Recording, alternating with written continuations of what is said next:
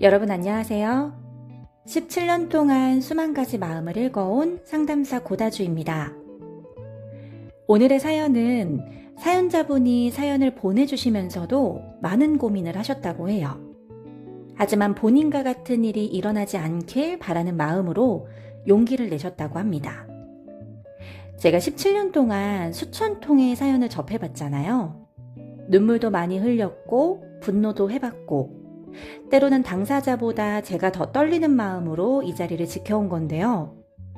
그런데 오늘 이 사연은 읽고 나서 한동안 분노가 끓어오르는데 어디서부터 말을 꺼내야 될지 순서가 잡히질 않더라고요. 여러분, 지갑 안에 든 것으로 그 사람의 됨됨이를 알 수 있다는 말 들어보신 적 있으세요? 어떤 카드를 갖고 다니는지, 어떤 영수증을 접어두는지, 그리고 어떤 사진을 숨겨두는지.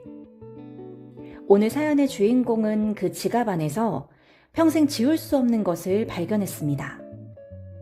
결혼을 코앞에 둔 날 밤이었습니다. 상견례를 마치고 돌아온 날, 세상에서 가장 설레어야 할 그 밤에. 그 여성의 나이 고작 24이었습니다. 이혼 가정에서 자랐고 꿈을 접은 지는 이미 너무 오래됐고 홀어머니와 어린 동생들을 건사하기 위해 이 나이에 벌써 세상살이의 무게를 어깨에 얹고 살았던 그런 여성이었죠. 그래서였을 겁니다. 그 남자를 처음 봤을 때 단순히 외모나 차가 아니라 그 집안에 공기가 좋아 보였던 거요. 성실하게 평범하게 아무 탈 없이 살아온 부모 밑에서 자란 남자라면 적어도 책임감 하나는 있지 않겠냐는 그런 어린 계산이 사실은 간절한 바람이었던 겁니다. 그런데 말이죠. 상견례를 마친 그날 밤 술에 취해 깊이 잠들어 버린 그 남자의 휴대폰이 새벽에 불을 밝혔습니다. 그 여성은 왜 그날따라 그게 눈에 밟혔을까요? 평소엔 남의 핸드폰을 들여다보는 사람이 아니었을 겁니다. 그런데 그날은 뭔가 이상했다고 했습니다. 말로는 설명할 수 없는 그런 느낌. 그리고 그 화면 안에서는 그녀는 봐서는 안 될 것들을 보고 말았습니다. 보고 싶다. 갑자기 왜 결혼하냐? 네가 그립다. 상견례를 마친 그날 밤에 결혼 날짜까지 잡힌 그날 밤에 다른 여자가 보낸 그 문자들이 그 여성의 눈앞에 펼쳐져 있었던 겁니다. 여러분, 근데 이게 끝이었으면 그나마 나았을지 모릅니다. 그런데 이게 시작이었습니다. 오늘 이야기 끝까지 함께 들어주십시오. 중간에 열이 받으실 겁니다. 저도 이 사연을 정리하면서 몇 번이나 멈춰야 했으니까요. 그래도 끝까지 함께 해주시길 바랍니다. 돌이켜보면 말이죠. 징조는 있었습니다. 사람 일이라는 게 나중에 되돌아보면 왜 그때 몰랐을까 싶은 순간들이 꼭 먼저 와 있거든요. 작은 눈빛 하나, 사소한 말 한마디, 별것 아닌 것 같은 행동 하나. 그게 다 징조였다는 걸 사람은 항상 지나고 나서야 압니다. 오늘의 주인공 이름은 희수 씨입니다. 희수 씨도 그랬습니다. 첫 번째 징조는 눈빛이었습니다. 연애를 시작하고 얼마 지나지 않아서 둘이 함께 어딘가를 걷다가 그 남자의 시선이 잠깐 어딘가로 흘렀다고 했습니다. 그냥 지나치는 사람을 본 것처럼 아무렇지 않게 다시 웃으며 돌아왔는데 희수 씨는 그 찰나의 눈빛을 이상하게도 오래 기억하고 있다고 했습니다. 말할 수 없을 것 같은 느낌. 그런데 24세 희수 씨는 그 느낌을 잠시 접어두었습니다. 설마 라는 말로요. 두 번째 징조는 번복되는 약속이었습니다. 만나기로 한 날 연락이 늦어지고 설명은 항상 그럴듯했습니다. 야근이었다고, 친구가 일이 생겼다고, 차가 막혔다고. 하나하나 따지면 말이 되는 이유들이었죠. 그런데 희수 씨는 나중에 이렇게 말했습니다. 이유가 너무 준비되어 있었다고. 거짓말에 능한 사람은 변명도 능합니다. 그리고 그 변명이 너무 매끄러울 때 오히려 더 의심해야 된다는 걸 그때의 그녀는 아직 몰랐던 겁니다. 세 번째 징조는 술이었습니다. 처음에는 그냥 좋아하는 줄 알았습니다. 분위기 있게 한 잔 즐기는 사람, 퇴근 후 가볍게 한잔하는 사람, 그 정도로만 봤습니다. 그런데 조금씩 보이기 시작했습니다. 기분이 좋아도 술, 기분이 나빠도 술. 무언가 잘못됐을 때 그 자리를 피하는 방법이 항상 술이었다는 것을. 술이 습관인 사람과 술로 도망치는 사람은 다릅니다. 그런데 그 남자는 후자였습니다. 그리고 그건 나중에 희수 씨 삶의 전체를 뒤흔드는 가장 큰 문제가 됩니다. 하지만 그때는 몰랐겠죠. 24세 희수 씨는 이 남자의 반듯한 부모님을 보며 괜찮을 거라고 믿었습니다. 그리고 상견례 날짜를 잡았습니다. 상견례를 마치고 돌아온 그날 밤, 그 남자는 술에 취해 있었습니다. 희수 씨는 잠든 그의 옆에서 한동안 천장을 바라봤다고 했습니다. 오늘 양가 부모님이 처음 만난 날, 결혼 날짜가 정해진 날, 설레야 할 밤인데 왜인지 마음이 무거웠다고. 그리고 그때 휴대폰이 울렸습니다. 새벽 시간이었고 술에 취해 깊이 잠든 그 남자는 꼼짝도 하지 않았고 희수 씨는 자신도 모르게 화면을 봤습니다. 모르는 번호, 여자 이름. 그날따라 이상했다고 했습니다. 평소에 자신이라면 그냥 덮어뒀을 텐데 그날은 먼저 손이 움직였다고 하더라고요. 메시지함을 열었습니다. 보고 싶다. 왜 갑자기 결혼해? 네가 그립다. 나도 보고 싶어. 여러분, 이 문자들이 오간 날짜를 보십시오. 상견례 당일이었습니다. 양가 부모님이 처음 만난 그날. 그 남자는 다른 여자와 문자를 주고받고 있었던 겁니다. 희수 씨는 그 남자를 흔들어 깨웠습니다. 남자는 잠에서 덜 깬 눈으로 그녀를 바라보다가 화면을 보고는 금방 무릎을 꿇었습니다. 미안하다고. 오래된 사이인데 정리가 아직 안 됐다고. 이제는 끊겠다고. 24세 희수 씨는 그날 밤 꼬박 밤을 새웠습니다. 울다가 따지다가 또 울다가 그리고 결국 헤어지기로 했습니다. 그런데 그 남자는 놔주지 않았습니다. 그날 이후로 매일 밤 술을 마시고 희수 씨 집 앞에 나타났습니다. 울면서 빌었다고 했습니다. 어린 희수 씨는 결국 마음이 흔들렸죠. 사람은 고쳤을 수 있다고, 내가 더 잘하면 저 사람도 달라질 거라고. 그 나이에 누구나 한 번쯤은 하는 그 믿음으로 그를 다시 받아들였습니다. 그리고 한 가지만 확인했습니다. 그 여자와 완전히 끝냈냐고. 그 남자는 말했습니다. 깔끔하게 정리했다고. 그 말이 끝나자마자 희수 씨의 손은 그의 지갑으로 향했습니다. 믿고 싶었지만 믿어지지 않았던 겁니다. 지갑을 열었습니다. 카드, 영수증, 그리고 깊숙한 안쪽에 접힌 사진 한 장. 폴라로이드 사진이었습니다. 욕조 안에 거품을 가득 채우고 그 남자와 그 여자가 함께 찍은 사진이었습니다. 물론 그 사진이 언제 찍힌 건지는 모릅니다. 하지만 중요한 건 그게 아니었습니다. 깔끔하게 정리했다는 남자의 지갑 안에 아직 그 사진이 있었다는 것, 버리지 않았다는 것, 사실은 버릴 생각이 없었다는 거 아닐까요? 희수 씨는 사진을 손에 쥔 채로 한동안 움직이질 못했다고 했습니다. 배신감인지 분노인지 허탈함인지 감정에 이름도 붙이지 못한 채로 그냥 멍하니 서 있었다고. 24, 결혼을 코앞에 둔 날 그녀의 손에는 남자의 지갑과 그 안에서 꺼낸 폴라로이드 사진 한 장이 들려 있었습니다. 파혼 직전까지 갔습니다. 폴라로이드 사진을 손에 쥔 채로 남자와 밤새 싸웠고 남자는 친구와 술을 마시러 나갔습니다. 그리고 그날 새벽 모르는 전화번호로 전화가 왔습니다. 경찰이었습니다. 술을 마시다 시비가 붙어 심하게 얻어맞고 응급실에 실려갔다는 거였습니다. 희수 씨는 달려갔습니다. 미워도 배신당해도 새벽에 피투성이로 실려갔다는데 발이 먼저 움직였던 겁니다. 그게 24세의 마음이었습니다. 앞니가 나가고 옷은 피로 범벅이 된 채로 병실에 누워있는 그 남자를 보고 희수 씨는 입원 수속을 밟았습니다. 피 묻은 옷을 들고 병실을 나서는데 회진 시간도 아닌데 간호사 한 명이 그 병실로 들어가는 게 보였습니다. 여자의 촉이라는 게 있죠. 괜히 발이 멈췄습니다.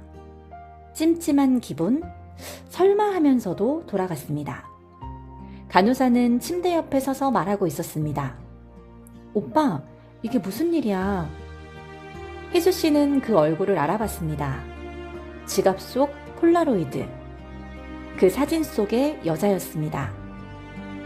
이병헌 간호사였던 겁니다. 남자는 나중에 말했습니다. 자기가 부른 게 아니라 이름을 보고 찾아온 거라고. 근데 여러분, 이게 말이 됩니까? 응급실에 실려간 남자 이름을 보고 한밤중에 찾아오는 여자가 그게 그냥 아는 사람일까요? 희수 씨는 그 자리에서 헤어지자고 했습니다. 당연한 말이었습니다. 그런데 또 남자는 빌었습니다. 여자 번호를 차단하겠다고, 각서를 쓰겠다고. 그리고 희수 씨의 집안의 반대에도, 희수 씨 어머니의 눈물에도 결국 결혼은 진행됐습니다. 그렇게 희수 씨의 결혼 생활이 시작됐습니다. 결혼하고 석 달이 지났습니다. 희수 씨는 임신을 했습니다. 아이 소식이 기뻐야 할 텐데 희수 씨의 마음은 복잡했습니다. 남자는 그때까지도 제대로 된 직장을 잡지 못하고 있었으니까요. 희수 씨는 만삭이 될 때까지 일을 놓지 않았습니다. 배가 불러도 몸이 무거워도 생계는 희수 씨의 몫이었습니다. 그런데 희수 씨가 몸이 힘들어 일을 쉬자 남자도 쉬어버렸습니다. 이게 무슨 말인지 아시겠습니까? 만삭의 아내가 쉬니까 남편도 따라서 쉬어버린 겁니다. 일용직을 전전하다가도 술을 마시고 오면 숙취로 다음날 일을 안 나가고 24시간을 자고 일어나서는 해장국을 찾는 게 일과였습니다. 아이가 태어났습니다. 첫째가 세상에 나온 지 100일이 채 안 됐을 때 남자는 그날도 술을 마셨다고 합니다. 100일도 안 된 아이 옆에서 희수 씨는 이혼을 결심했습니다. 그리고 친정으로 아이를 안고 나왔습니다. 그런데 남자는 친정까지 쫓아와서 또 울고 또 빌었습니다. 결국 희수 씨는 다시 집으로 돌아갔습니다. 그렇게 이혼의 기회를 놓쳐버렸습니다. 남자는 정신을 차리겠다며 강원도로 떠났습니다. 홀로 남겨진 희수 씨는 3달이 된 아이를 안고 시댁살이를 시작했습니다. 그런데 어느 날 우편물이 날아들었습니다. 신용불량자 통보였습니다. 남자가 강원도에서 희수 씨의 명의로 빚을 내고 있었던 겁니다. 여러분, 아내가 아이를 안고 시댁에서 버티는 동안 남편은 아내 이름으로 빚을 만들고 있었습니다. 이게 남편입니까? 1년쯤이 지나서 강원도에 집을 샀다며 이사를 오라고 했습니다. 희수 씨는 아이를 데리고 갔습니다. 그리고 잠깐은 잠잠했습니다. 그런데 살림을 합치고 나서 또 시작이 됐습니다. 술 마시고 다음 날이면 몸이 안 좋다며 결근을 하고 연락이 두절되거나 잠수를 타거나 이 패턴이 반복됐습니다. 빚은 계속 불어나는 와중에 둘째가 생겼습니다. 희수 씨는 몸도 제대로 추스리지 못한 채로 친정어머니에게 아이를 맡기고 다시 일을 시작했습니다. 4년이었습니다. 맞벌이로 버틴 4년. 희수 씨 혼자 2아이를 건사하고 빚을 갚고 남자의 빈자리를 채운 4년이었습니다. 그러다 희수 씨가 결국 쓰러졌습니다. 무리했던 몸이 버티지 못하고 수술대에 올랐습니다. 희수 씨가 일을 쉬자 또 빚이 늘었습니다. 그런데 그때 남자가 유서를 쏘고 집을 나가버렸습니다. 희수 씨는 50일이 된 아이를 등에 업고 수술한 몸으로 남편을 찾아 나섰습니다. 그리고 찾았습니다. 술에 만취해서 아무데나 퍼질러 앉아있는 그 남자를. 희수 씨는 그 자리에서 뭐라고 말을 했을까요? 아무 말도 못했다고 했습니다. 50일이 된 아이를 등에 업은 채로 그냥 울었다고. 그게 희수 씨의 30대였습니다. 결국 도박이었습니다. 남자가 강원도에 사들인 집은 도박빚의 경매로 넘어갔습니다. 모든 게 무너졌습니다. 강원도에서의 생활도, 그 집도, 희수 씨가 4년 동안 버텨온 것들도. 두 사람은 다시 고향으로 내려왔습니다. 아이들은 5살, 7살. 곧 학교에 들어갈 나이였습니다. 그리고 빚은 두 사람이 합쳐 1억 원이 넘었습니다. 여러분, 희수 씨의 나이가 몇인지 아십니까? 이제 갓 30이 넘었습니다. 30 초반의 여성이 두 아이를 키우며 1억의 빚을 짊어지고 고향으로 돌아온 겁니다. 그 남자 손에 이끌려서. 고향으로 돌아온 남자는 달라지지 않았습니다. 희수 씨는 이미 알고 있었습니다. 달라질 사람이 아니라는 걸. 이번에도 잠깐은 잠잠하다가 또 술이고 또 잠수고 또 빚이라는 걸. 그래도 희수 씨는 버텼습니다. 5살, 7살의 아이들 때문에. 아직 아빠가 필요한 나이라고 조금만 더 하면서 버텼습니다. 그런데 어느 날 남자가 뭔가를 사들고 왔습니다. 명품 가방이었습니다. 1억의 빚이 있는 집에, 아이들 학비 걱정을 하는 집에 남자는 명품 가방을 들고 사와서 미안하다고 내밀었습니다. 여러분은 이 장면이 어떻게 보이세요? 희수 씨는 그 가방을 받아들고 한동안 아무 말도 하지 못했다고 했습니다. 웃어야 할지 울어야 할지 화를 내야 할지조차 모르겠더라고. 그리고 희수 씨는 결심했습니다. 이제는 끝내야 한다고. 이혼 서류를 꺼냈습니다. 양육권과 친권만 자신에게 주면 재산도 위자료도 아무것도 필요 없다고 했습니다. 그냥 당신 없이 살겠다고. 그런데 남자는 또 술을 마셨습니다. 그리고 매일 밤 아이들 몰래 희수 씨를 불러냈습니다. 서류에 도장을 찍으면 아이들을 데려가겠다고 협박을 했다가 또 아이를 데려가라고 하며 양육비도 챙겨주겠다고 미안하다는 사과도 했다가 술에 취한 남자의 협박과 사과가 매일 밤 반복되었습니다. 그 남자도 지속되는 싸움에 지쳤던 건지 아니면 피하려 했던 건지 어느 날부터 남자가 따로 방을 구했습니다. 자취를 시작한 겁니다. 희수 씨는 그게 그나마 다행이라고 생각했습니다. 이제 좀 숨통이 트이나 싶었겠죠. 그런데 어느 날 자살을 하겠다는 말과 함께 연탄 사진이 문자로 왔습니다. 희수 씨는 꿈쩍도 하지 않았습니다.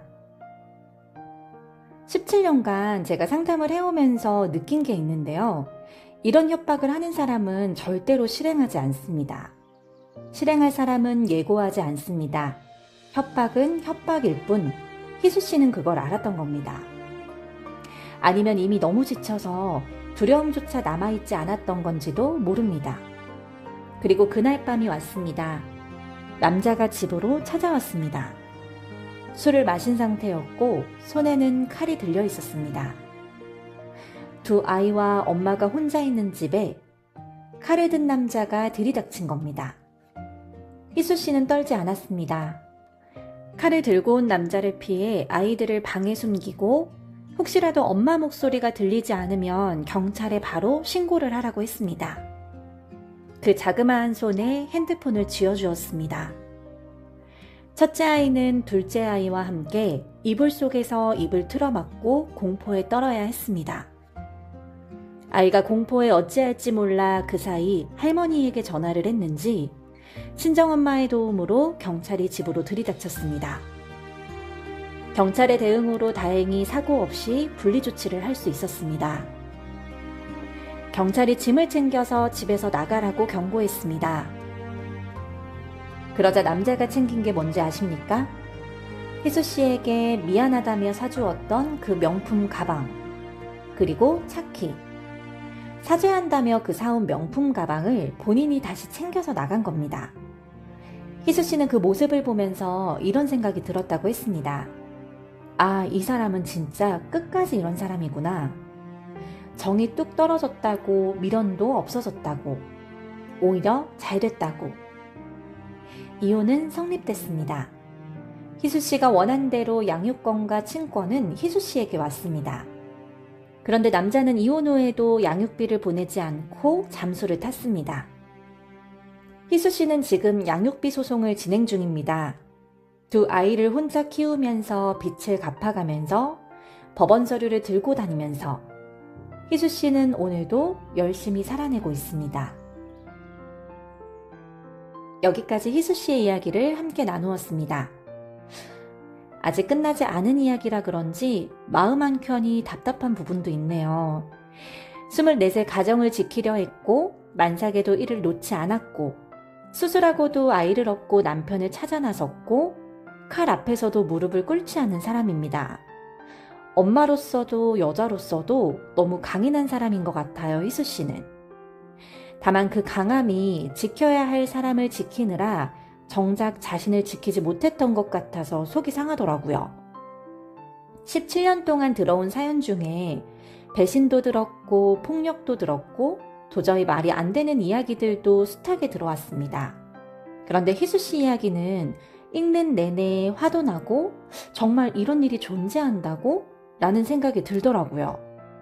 분노 때문만은 아니었습니다. 24세 그 나이에 혼자 너무 많은 걸 짊어지려 했던 그 마음이 보여서였습니다. 희수 씨, 지금 이 방송을 듣고 계신다면 꼭 이 말을 들어주셨으면 합니다. 24세에 희수 씨가 한 선택이 잘못된 게 아닙니다. 그 나이에 가족을 지키고 싶었던 마음이 잘못된 게 아닙니다. 사람을 믿고 싶었던 것도 한 번 더 기회를 줬던 것도 잘못이 아닙니다. 희수 씨는 그저 잘못된 사람 곁에서 옳은 방식으로 버텨온 것이라고 생각합니다. 혹시나 오늘 이야기를 들으시면서 희수 씨와 같은 분들께 한 가지만 말씀드리고 싶습니다. 버티는 것과 견디는 것은 다릅니다. 버티는 건 상황이 나아지길 기다리는 겁니다. 언젠가는 달라지겠지, 조금만 더 하면 되겠지, 내가 더 잘하면 저 사람도 변하겠지. 그 믿음으로 자신을 갈아넣는 겁니다. 견디는 건 다릅니다. 상황이 나아지지 않는다는 걸 알면서도 무너지지 않는 겁니다. 희수 씨가 결국 해낸 게 바로 그겁니다. 더 이상 버티지 않기로 한 순간 희수 씨는 비로소 진짜 단단해지는 게 느껴지더라고요. 그러니 같은 상황에 놓여 있는 분이 있다면 저 사람이 변할 거다라는 믿음으로 오늘도 버티고 계시거나 한 번만 더, 한 번만 더 하며 자신을 설득하고 계시는 분이 있다면 오늘의 희수 씨를 한 번 더 생각해 주세요. 처음부터 변하지 않는 사람은 시간이 지나도 변하지 않습니다. 이건 차갑게 드리는 말이 아니라 가장 따뜻하게 드릴 수 있는 말입니다. 아, 그리고 양육비 소송 끝까지 하셨으면 좋겠어요. 그건 희수 씨의 권리이기도 하지만 두 아이의 권리입니다.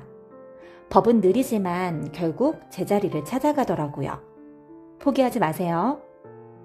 오늘 이 방송을 들으신 여러분들께도 마지막으로 한 말씀만 드릴게요. 우리는 종종 착각을 합니다.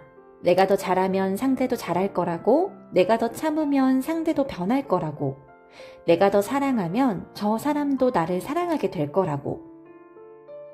그런데 관계는 그렇게 작동하지 않습니다. 내가 줄이는 만큼 상대가 채워주면 너무 좋겠지만 내가 줄이는 만큼 나만 비어가는 잘못된 관계가 더 많더라고요. 희수 씨는 10년 동안 비워졌습니다. 그리고 이제 스스로 채우기 시작했습니다. 그건 실패가 아니라 시작입니다. 이미 가장 어려운 고비를 넘어온 희수 씨, 아마 나중에는 아이들이 우리 엄마는 쓰러지지 않았다고 멋지다고 기억할 겁니다. 오늘 희수 씨의 이야기를 끝까지 함께 해주셔서 감사합니다. 희수 씨의 아픔을 응원하신다면 구독과 좋아요 부탁드리겠습니다. 혹시 우리 주변에 지금도 혼자 버티고 있는 사람이 있다면 그 사람 곁에 잠깐만 머물러 주십시오. 말 한마디가, 눈빛 하나가 때로는 10년을 버틸 힘이 되기도 합니다. 지금까지 저는 고요하고 다정한 주파수 상담사 고다주였습니다. 따뜻한 하루 되시길 바랍니다.